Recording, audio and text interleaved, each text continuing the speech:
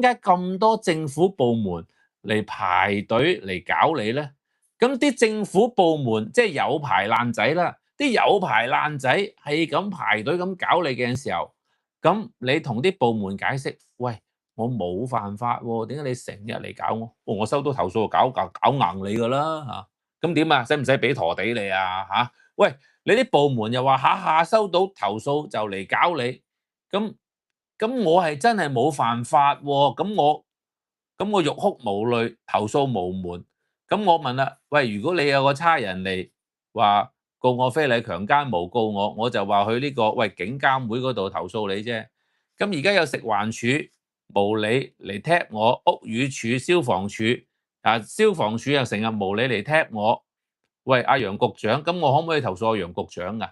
梗係唔可以啦，罪加一等添啊！我試過上法庭啊。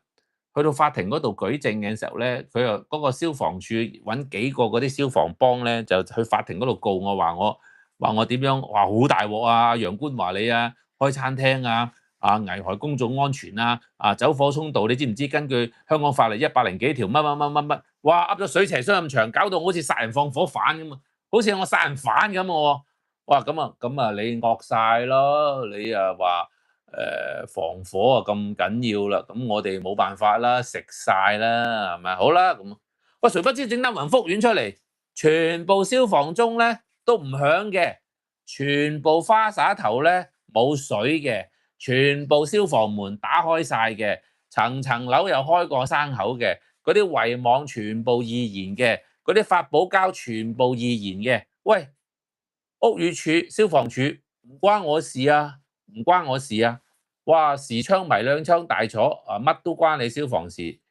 喂，蘋果迷你倉去上訴，由你消防處贏埋終極上訴，跟住去到發生咁大鑊，死咗168人，消防處又話唔關你事。其實咧，你而家香港成嘅氣氛就係官逼民反。再坦白啲，藍絲都變黃絲，係你嗰班友日日粉飾太平，話香港嗰啲高官點，係嘛？立會又冇聲音，係嘛？區議會又冇聲音。喂，你試下呢個新嘅流年啦，揾翻佢太子西九龍嗰區中九龍嗰區，喂，揾個立法會議員同佢投訴無門。喂，好多啲政府部門嚟搞我喎，議員你可唔可以同我出下聲啊？嗰啲立法會議員即刻縮埋一邊啦，你行開啦！你投訴政府部門，你想我死咩，大佬？而家立會冇聲音啊嘛。喂，當一個新嘅流年個老細，喂，揾立法會、區議會都冇用嘅時候，政府部門已經搞到我哋已經係煩到死啦，真係。咁點算啊？咁咪迫於無奈，咪上東張西望咯。因為佢已經係冇晒辦法啦。佢而家係靠東張西望嚟主持一個正義啊！如果唔係話你想食新鮮榴蓮鋪，你都冇啊！而家你想食新鮮榴蓮，生記如果再唔去報東張西望，就係俾你香港政府啲部門搞死佢啊！你明唔明啊？係嘛？而家你就係生記榴蓮，就係點解要去東張西望？就係因為你哋咁多個政府部門一齊嚟搞死佢啊！你知唔知啊？咁人哋犯咗咩法啊？佢就好生意咯，好生意都犯法。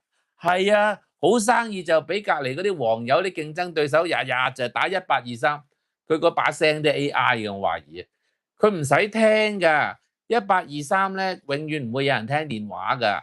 咁佢會咧就留言錄音。喂，而家咧就太子汝州街新記榴蓮咧，喂佢門口咧就發現咗條屍喺度啊！咁咧你就即刻去揾人去查啦。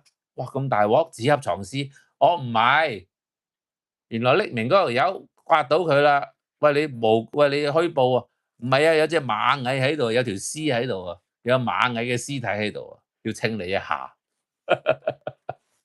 你明唔明啊？